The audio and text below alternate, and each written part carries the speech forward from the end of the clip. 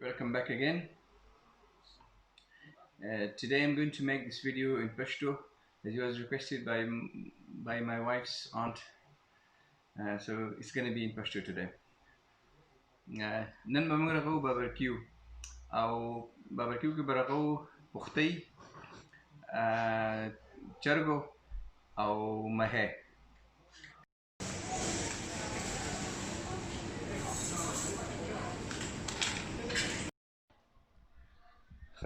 د باربیکیو لپاره دا غوښې تیارې دي. دا دي پختۍ، ځکه دا پروګرام نن موږ په پښتو کې کوو، ځکه چې پختۍ پخومه. او دا دی مهی، دا تراوټ مهی دی، او دا چوزي دي چې دې له اوس مثاله ورکړو. دا مهی ښکلی وینځئ، دننه یې پاک کړئ.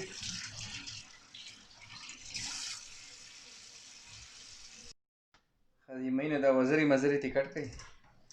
دغه شیان په قبینچې کټ کوئ او په نایف یې کټ کوئ.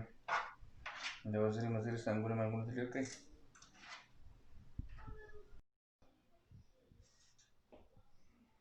دا مثالي دي. دغه دې ته ور واچوو او تیلو ته ور واچوئ. دا بیا ښکلي وډړئ سم.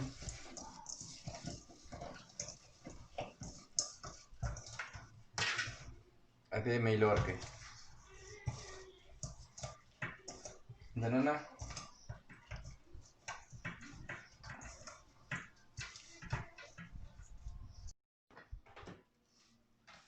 دا غوښ تقریبا 2 غنټې د مثالي دپاره کېږو چې مثاله ښکلې والي.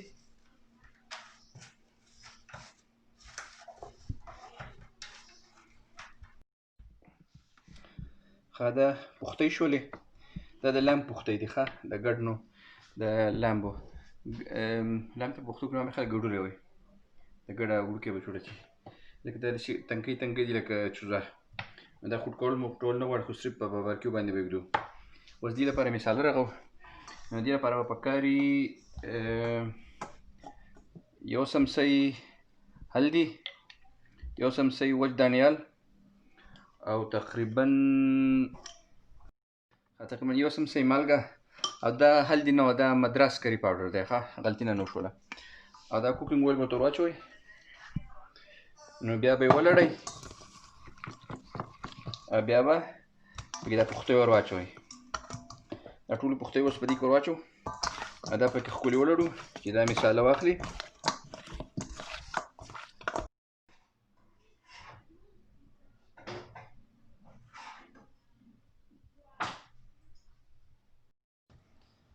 دا اوس چوزي له مثاله ورکوو. مالګه ورته ور واچوله او دا چې دی نو تندوري مساله ورته ور واچوله. او دا چې دی نو دغه دی ادرک، ګارلیک، اوږه، د اوږې پوډرو. او دا دی پیری پیری چکن مرینیټ، دا ورته ور واچوو.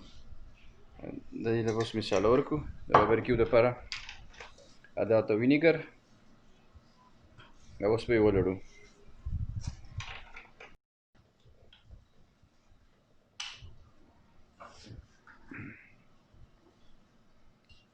لیمن جوس او کوکینګ مې ورته هم ور اچولي.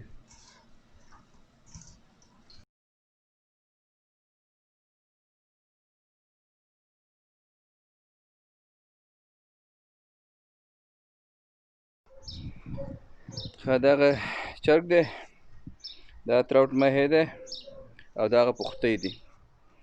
دا تراوټ مهی مې په سین کې رانیولی و، په جال باندې مې رانیولی و د پله نه ښکته. بسم الله.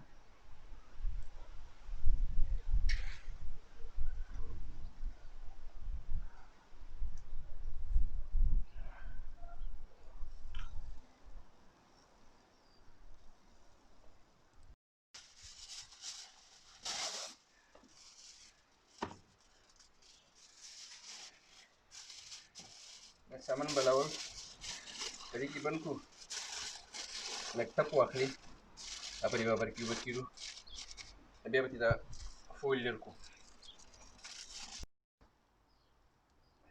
بل مخې واړم دا یو مخې لږ شان شوی دی او دا شانتي به بل مخ کړو.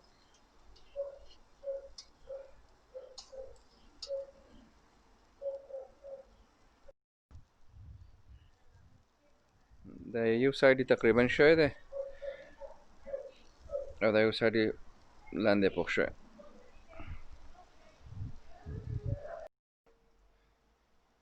داسې لږ شان تیل پې لګوئ په دواړو سایډ باندې، یو سایډ باندې بیا په دې بل سایډ باندې، بیا ډېر وچېږي نه. چکن پوخ شو، دا چرګ چې دی نو دا پوخ شو. ډېر ساعت پې هم ونه لګېد، ما په خیال چې داسې پاو ساعت پې شوی. لاندې اور تیز دی نو پوخ شو، ښه برابر سور شو. او اوس چې دی کنه تاسو ګورئ ماتېږي، نور د ښکلو بیا سوځي. مستا شوی دی، اوس به پې دا غوښه او ماهی کېږدو.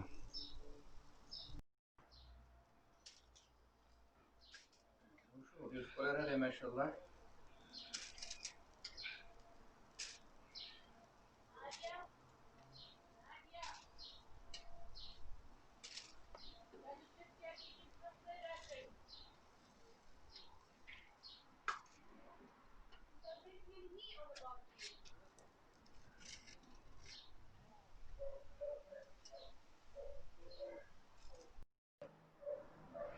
اوس دا ریب وروډو دا پختی، دا هم ډېر ښکلي پخېږي په دې بابرکیو باندې.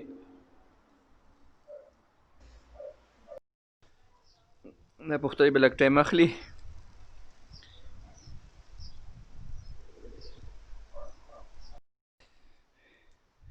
هلکه ماهی ډېر روش شوی و نو هغه اوس ریږي. دا یو پکار چې په دې فولګې لول نه وي ایښودی، خو دا نه لږ ګډوډ شو. دا مې په دې کېښود، دا خیر خو اوس نه شي دغه کېدی، خو دا بل یعنې ډېر اور نه ډېر اخوا پروت خو بیا هم لکه ډېر روش شو. په قلاره قلاره بیا اوس خو د کنټرول جوړېږي.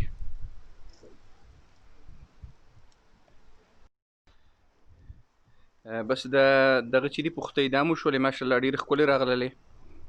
خو مې باندې لږ خفه شوم ځکه چې هغه نه ګډوډ شو. یعنې لکه څنګه ووایم لږ ښه رانغی. پوخ به شي خیر دی، خو دا دی چې لکه یو پیس کې به نه یې که نه ریږي. دا موږ تیلو ته ور په هغې ما په خیال د تیلو کې د ټولو نښې په دې باندې خو ریږي که نه. بس دا نږدې وشو. دا به کې دا اوس نوره غوښه راغله مثالي والا، دا پرې کوس کېږدو.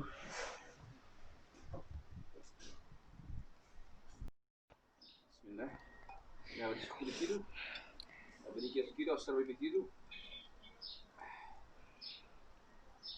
دا ډېر مزېدار راغلل.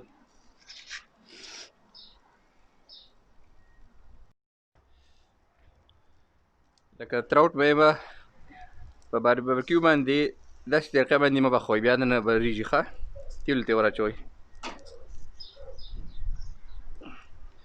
خیر بیا هم ضایع نه شو، اوس به هم ښه پوخ شي، خو دا ده چې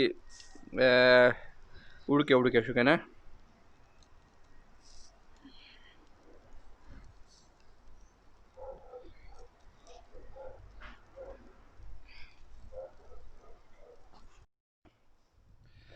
بس دا جوش شوله چې دا ترې اوس لرې کړو. دا هم پخه شوله ښکلې ماشاءالله.